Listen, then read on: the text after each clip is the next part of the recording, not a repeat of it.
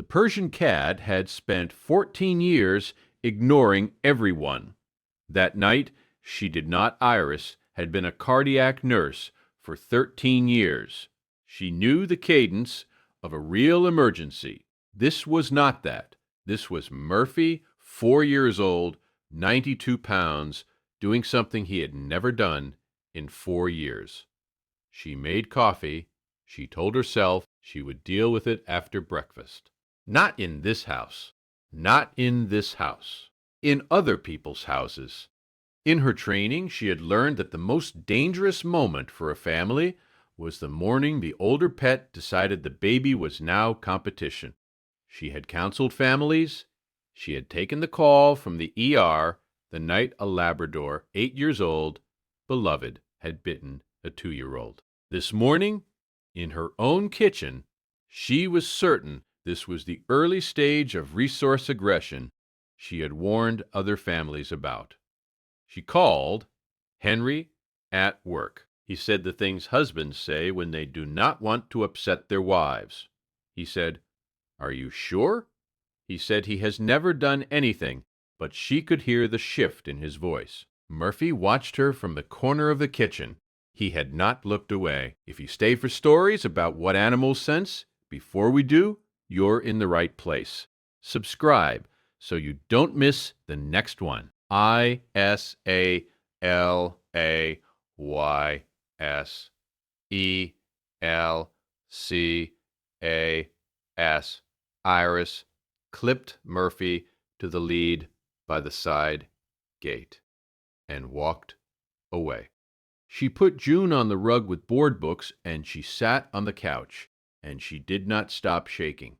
She picked up her phone twice to call the rescue. She put it down twice.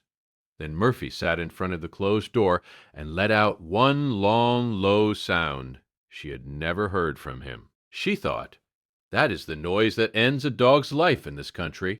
She thought, I will call them at 10. But Murphy did not stop. He was not barking. He was not whining. He was throwing himself against a door that was already starting to give.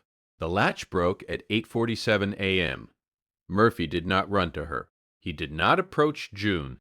He went past both of them into the back of the house and stopped. He sat. He stared at one specific spot. He whined once, the first sound he had made in an hour. Iris followed because she did not know what else to do. The most dangerous animal in her kitchen, the one she had been ready to surrender 40 minutes earlier, was not threatening anyone.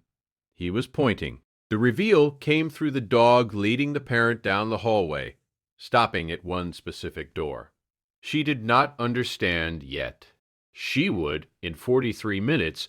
Have you ever had a moment where you missed something obvious until your dog refused to let you keep missing it? Tell us in the comments. June vomited at 9:03 a.m. twice. Then his eyes rolled. Then he did not respond to his name. The ambulance was there in 11 minutes. Iris sat in the back and watched a paramedic she had trained 6 years earlier hold her son's airway open. They were at the hospital in 7 minutes. June was in the pediatric ICU in 22.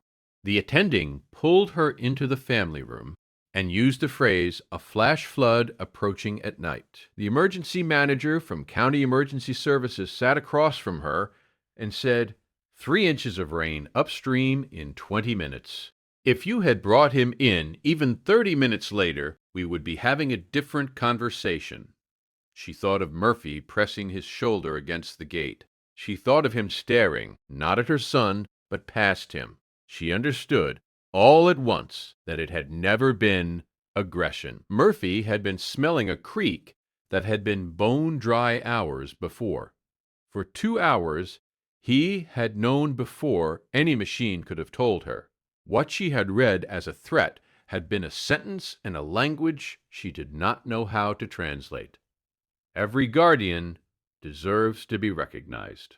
If stories like this matter to you, subscribe so you never miss the next one. June came home 4 days later. Iris opened the back door before she set the car seat down. Murphy did not run. He walked to the carrier and lowered his head onto the edge of it. He did not move for the next hour. The vet later told her that animals can detect changes in a child's body chemistry before any human eye registers a symptom. Iris already knew. She had felt the weight of him against her hand at the gate. That night she sat on the kitchen floor next to him for a long time and said nothing, because there was nothing she could say that he did not already know. He licked the toddler's hand exactly twice, and then he closed his eyes. Somewhere in this country, tonight, another animal is doing the same thing for another family. And nobody knows yet